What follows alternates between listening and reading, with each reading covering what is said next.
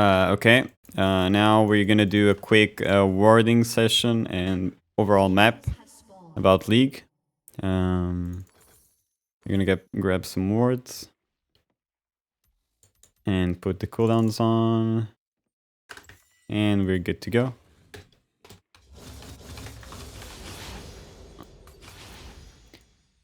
So a few of words that might be very important on League, or for example, putting words like this can be good in the early game when you cannot face check much, but most of the words like these are not useful.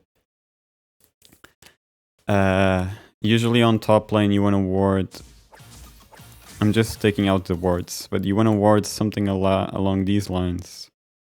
You want to put a ward like this, because once you see the enemy getting onto the bush, I mean, you know he's there. So getting the vision between those two and much here, it's very, very important. In case you have vision here, let's say you have a ward here, and you want to see the river, then here it's way more important that you put a ward around here. Why don't you put it even further since you have the vision here? It's basically because of the blast con. Because assuming you don't have this ward, if the enemy is on this blast con and he jumps, at least you can see a little bit if he comes from here and not to the bush. If the ward was too deep, he would just come and you wouldn't even notice him. So it's the best way to approach. And when you're winning any of your lanes, or you have priority and you want to go for deep vision, always try to ward a camp. Because junglers will do the camps no matter what, so getting the wards on the camps, or if you can, you put it here, if possible. You get the vision of the camp and where he might go after. And you always see top lane. Here you see, you can put here or here to track some of his action while seeing the red, and the raptors you can put like here to see this kind of zone, or actually you should be able to put it more like here and still see, yeah, you still see if this is done and when it disappears from the map, while having full control of this place. Or you can just have control of the bush. Oh, I missed actually, lol. Or you can just have the control and see this rotation here and here. Wards here are also very useful. Okay, top lane, about the deep wards. Top lane is one that I usually don't do properly. But I guess if you stand close, this one is one that I'm not used to, and yeah. I don't know how to do it properly, but I do know that there's a way. Let me see, until I get it right.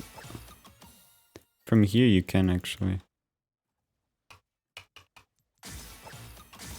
But on bot lane is wait, okay, it worked. But it's usually not worth it. On top lane it doesn't work too well, but on bot lane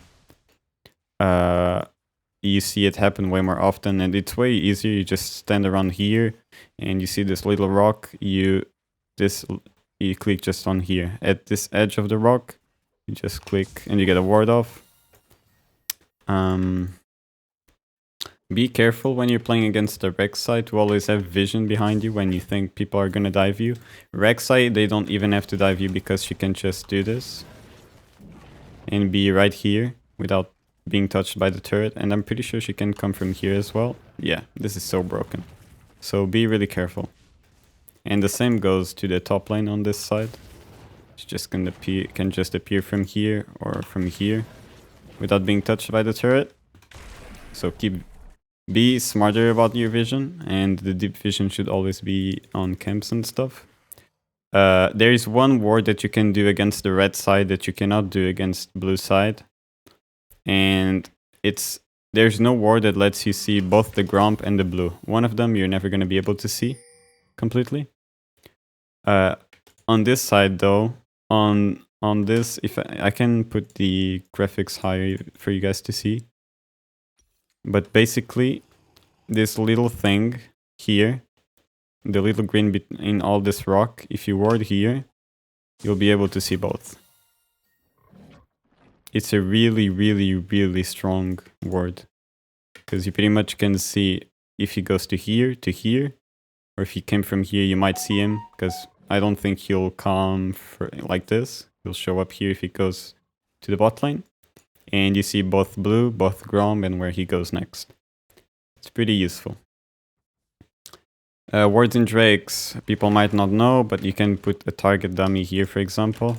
You can actually ward this bush, but it's kind of hard. You have to get used to it. You press space when you touch the corner, and you ward right around here. And it should work at a certain point. It's kind of hard though.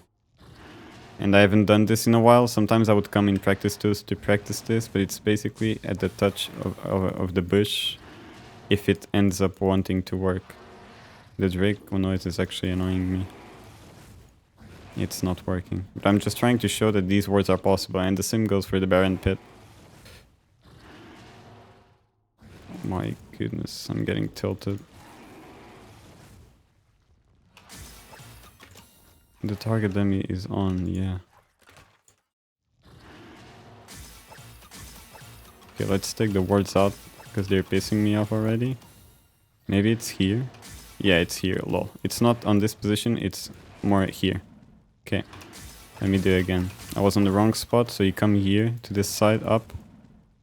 And you put the ward around a bit here. At the beginning of the bush, but not too much or else your character will go around. Should be like around here. Yeah. And you can see. This is good when it's kind of 50-50. It's hard to go all the way and get vision. You probably will get a lot of poke if the enemy team has poke. And the same goes here. You go to this corner right here. And you should put your ward around... not here. Well, you put the target dummy here to check. And you should have to put it around here on a certain place. It's here. It's basically at the end of this thing.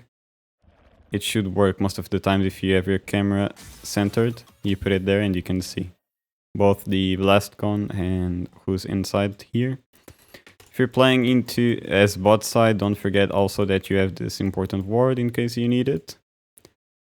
You come here, you actually right click on the terrain, because for some reason here you can get inside the terrain, use space, and when you find this little rock, I prefer to have it on very low, as I usually do. But when I find this little rock that has a thing here, I put the mouse here, right there. I move a little up, just a little bit, and you press forward, and there it is. You can see people there. The top ward is an important one, but I barely use it, unfortunately. And those are some of the, let's say, most important spots. Do not forget that on walls, just like flash and stuff, warding, if you put more than half the range, it will work. So you can do things like this. But if you click normally, he will go around, so you have to put inside the wall in a way that the ward will be dropped here. The same applies here. You have to put on the wall, because if you ward here on the wall, obviously it will go to the other side, and this applies to everything, pretty much. Obviously, if you put a ward here, it will go up, and here it will go to the red, etc. Do not forget that flash works the same way. So if it covers half of the distance, you'll get through the other side. So there are some interesting flashes like this one, which was really, really large, and people usually don't do it. People many times fail the flash here because when you're stuck on this side of the wall, the stone is here and it's too much. Usually you want to get here. From here to here, you can flash up. But if you do it from here to here, you'll fail. I mean, from here, you always fail no matter what. You have to be on this side, and it works. If you get to this side where the stone is like coming more here, it's larger, it will never work. So be mindful of that and stuff like, yeah. These kind of flashes always work. And don't forget that many flashes like these, you gotta be standing exactly on the wall. If you're a bit if you're not touching the wall, many times it won't work. This flash is an example, I think. You're touching it, but if you're not, you're slightly... Yeah, obviously it's never gonna work. Make sure to keep touching the wall. The same goes to places like this. If this even works, okay. If I'm not touching, if I move a little bit... Yeah, it doesn't go this way. Make sure to keep track on that. And as far as I know, there's no other important wards. Obviously, putting a pick on Drake is very important. A very important ward might be for Drake and Baron when they're extremely ahead and they have used their oracles, or you get that lucky chance. When you want to see if they're doing Drake, never put a ward here to check vision of Drake. Or if they're gonna do it, always put it here. Because you might gonna have blue wards on your team as well. So when you need to see exactly at which HP the Drake is, someone is gonna put it. The thing is, when you have your ward here or inside, every time the enemy puts a pink ward, they're gonna see it. But when it's here, they never see, and you always see the enemies getting inside and hitting the dragon. The same goes for the Baron. You always put a ward here. So when they put the pink... Let me go grab a pink real quick. When the enemy team puts the pink right here, inside, to cover the entire Baron, they never see this ward and they think, okay, there's no vision, let's do it. And actually there's this very sneaky ward that they're not even taking like measure of. They might have cleared all this place and stuff. They cleared, let's say they came, they cleared all the vision here, and then they come. They don't expect vision here, so they don't probably even come with the oracles here. They just put a pink ward. Let's imagine there's a ward of you guys. They clear it and then they think no one is looking at them, but actually there's this very sneaky ward. It's very important as well. Other than that, that's all that I know. Most of this theory crafting and stuff are things I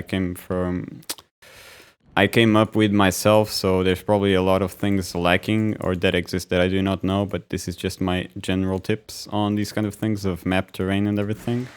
And yeah, that's it.